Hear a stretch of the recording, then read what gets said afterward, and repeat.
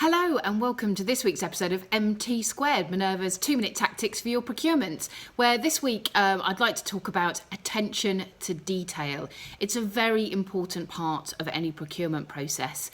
And the reason I want to talk about it is because this week I've been assessing some cleaning tenders, more cleaning, and it was very interesting that one of the bids, there was a discrepancy for one of the school sites of more than £30,000 across the 3 years of the contract.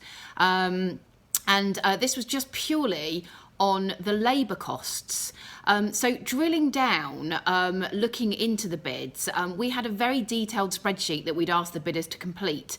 And so from that, we were able to ascertain that one of the bidders had put the national living wage in for this year, and for the subsequent years had looked at what the projected national living wage would be and put that into the bids. The other bidder, the second bidder, had put in the national living wage and used that as the figure all the way through, but caveated it with a statement saying that obviously if that figure went up, they would have to increase it. Well, of course they'll have to increase it. We know what the budgeted figures are, and it's obvious it's not going to stay the same. So some kind of uplift in there would have been helpful. So that was the first thing we noticed. The second thing we noticed is that the employer's NI was not included on one of the bids, but was on another one. In another, I can't remember, there was also another example where they'd not included something that they should have done.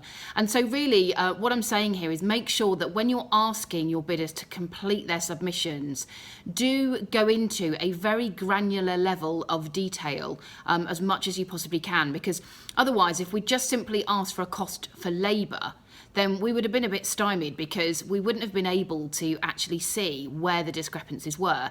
And then we probably could have gone back and forth with the bidders to get to the bottom of where the differences were, but it would have taken a long time to do that. So in order to save yourself the time and the anxiety of not being able to see where the differences are, I would strongly recommend that when you are doing your bid documents, particularly where there's labour involved, make sure that you provide the bidders with a very detailed spreadsheet where they need to fill in all the information so you can start to see where the differences may lie.